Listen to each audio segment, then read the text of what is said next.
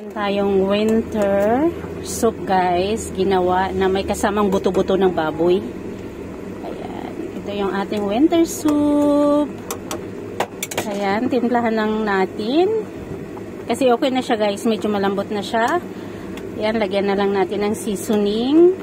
Yung kung anong timpla ang gusto natin. Siya guys.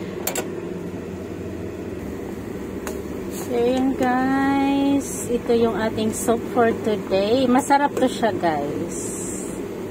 Yan, yung ating winter soup. And then meron tayong egg. Ganon yan lang siya guys.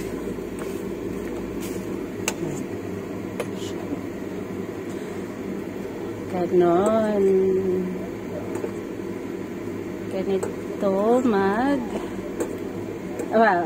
ganito kami pag gumawa ng winter soup guys, may egg. Yung dati ko namang amo ayaw ng may egg, yung plain lang talaga siya. So yun siya guys, so yung ating winter soup with egg. So guys, na may kasamang buto-buto ng baboy siya guys.